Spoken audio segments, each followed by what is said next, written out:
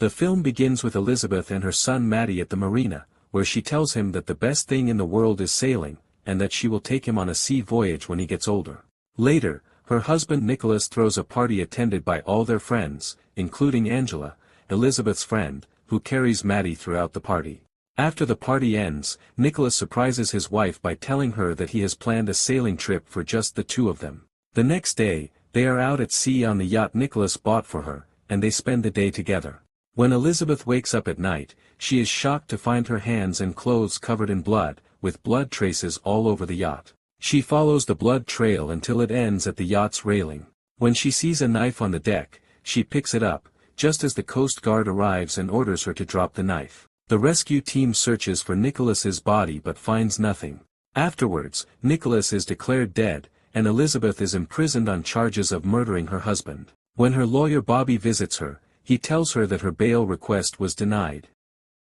He also mentions the $2 million life insurance policy Nicholas had taken out, with her as the beneficiary. He explains that Nicholas's financial situation had become extremely bad recently and that he was nearing bankruptcy. By killing him, she would collect the insurance money and his debts would be paid off, giving her a strong motive in the eyes of the jury. But she insists that she loved her husband and would never kill him for money. During the trial, a recording of Nicholas calling the Coast Guard for help is presented, in which he claims he was stabbed. Combined with the murder weapon bearing her fingerprints and the insurance policy, the evidence is enough to convict Elizabeth of murder, and she is sentenced to 9 years in prison. After the verdict, Angela visits her, and Elizabeth asks her to adopt Matt, telling her that he is now the sole beneficiary of the insurance policy, and that Angela will be his guardian and secure his future. Angela agrees and promises to fulfill her wish. Angela and Matt visit her only once after that, then the visits stop. Elizabeth keeps calling, but the number is always out of service. Other inmates tell her she can track Angela down, so she follows their advice. Using the school Matt attended, she discovers that Angela moved to San Francisco, and she manages to obtain her new phone number and address. When she calls, Angela answers. Elizabeth angrily asks why she stopped visiting and moved without telling her. Angela says she planned to call her later, then lets her speak to Matt, who ends the call by saying, "Dad."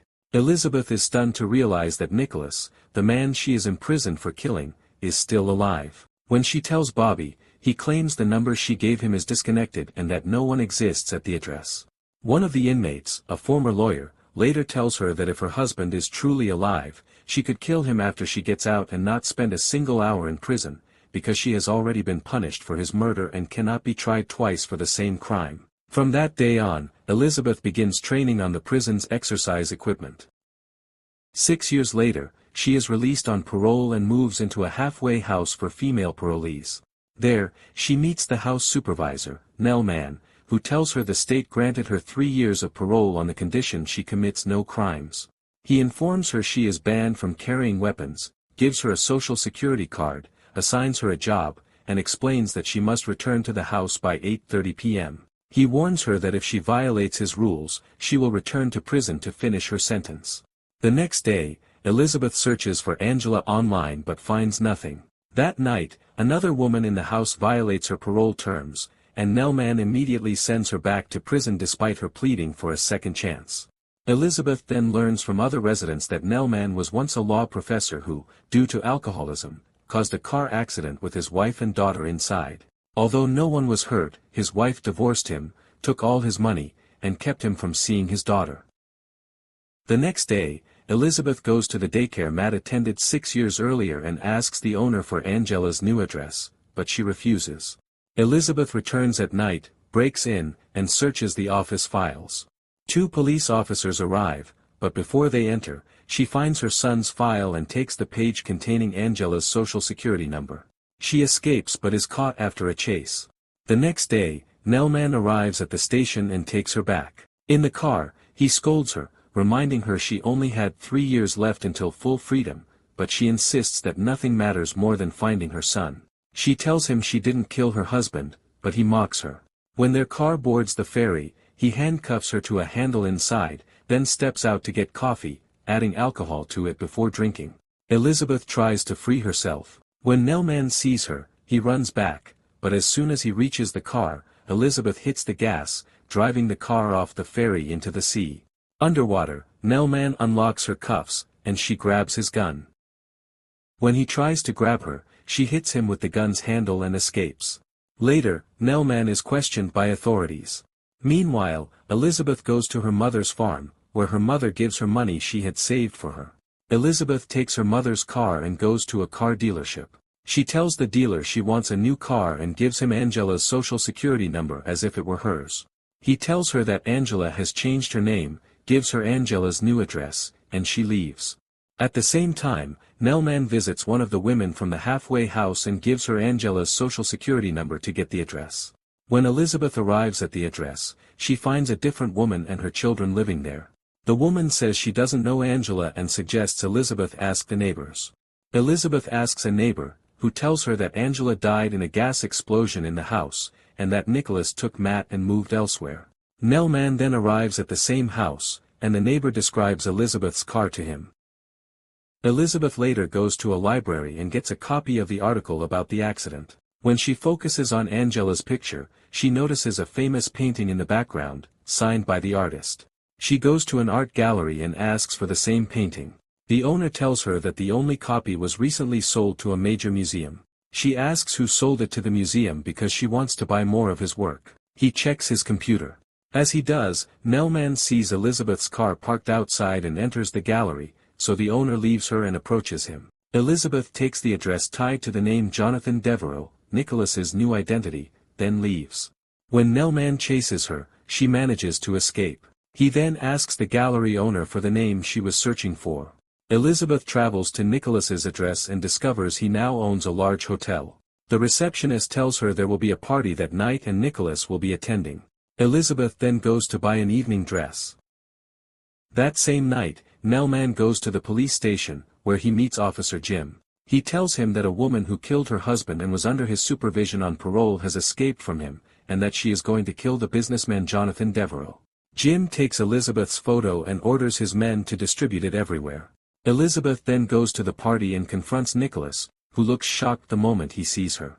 He tries to explain that he did what he did for their own good, that they were facing bankruptcy, and that he didn't know she would be imprisoned. She tells him she doesn't want anything from him except to get her son back. At that moment, she sees Nellman among the guests and tells Nicholas she will talk to him tomorrow.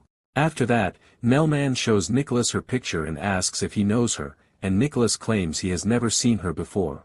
Elizabeth goes to have dinner at a bar, where the owner shows her the photo and informs her that the police have distributed it to all hotels and are searching for her everywhere. When two officers enter the bar, he hands her an umbrella and tells her to leave quickly. It is raining heavily outside, and the streets are crowded. One of the officers spots her and alerts Jim, who informs Nellman, and they both head to the location. They try to capture her, but she manages to escape. The next morning, Nellman goes to Nicholas's office in the hotel. Nicholas tells him he is fine and no one has tried to kill him. When Nellman asks why Elizabeth wants to kill him specifically, Nicholas claims he doesn't know.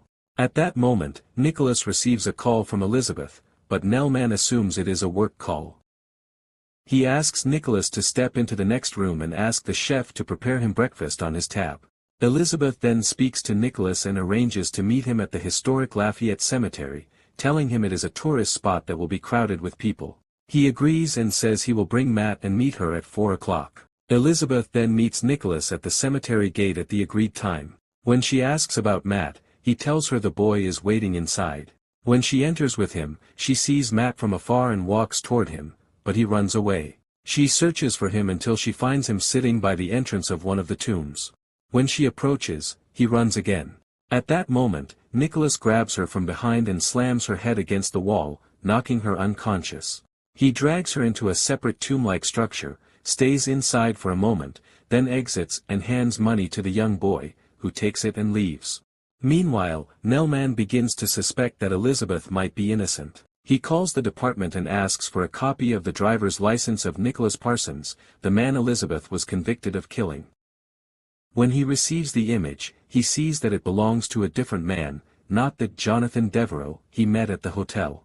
At the same moment, Elizabeth regains consciousness to find herself trapped in a tight space, unable to move. She uses the lighter in her pocket to see where she is and discovers that she is inside a coffin next to the corpse of a dead woman. Terrified, she takes out her gun and shoots the coffin lock open, then escapes.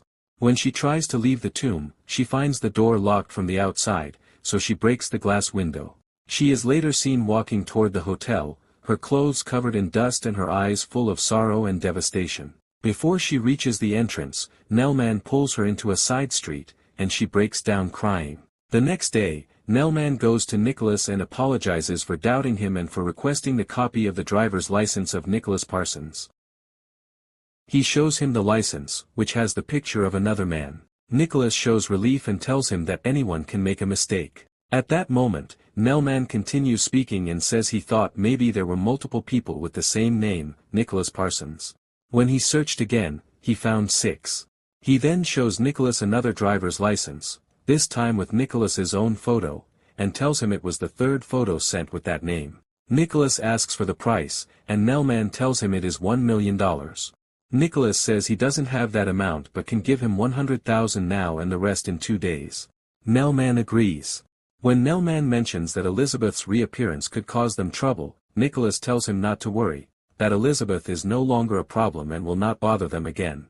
At that moment, Elizabeth enters the office, pointing a gun at him. She tells him that if she kills him, she will not spend a single day in prison, because she has already been convicted of murdering him once, and the law forbids trying someone twice for the same crime. She then asks him where her son is. He tells her Matt is in a boarding school and gives her the address. Elizabeth tells him that death would be a mercy for him, which is why she will make sure he is in prison for killing her. At that moment, Nellman hears a recording of Nicholas saying he buried her. Nicholas quickly pulls out his gun and fires at Elizabeth, but the bullet hits Nellman. Nellman collapses, and Nicholas aims his gun at Elizabeth. Nellman lunges at him, and Nicholas points the gun at him. Before he can shoot, Elizabeth fires at Nicholas and kills him. Police and ambulances arrive shortly after. Jim tells Elizabeth she has inherited the hotel as Nicholas's wife, but she tells him she doesn't care about it. Finally, she and Nellman go to the boarding school to find Matt. As soon as she sees him, she recognizes him, and he runs toward her. He tells her that his father told him she was dead. She tells him she is alive, then embraces him tightly. And with that the film ends.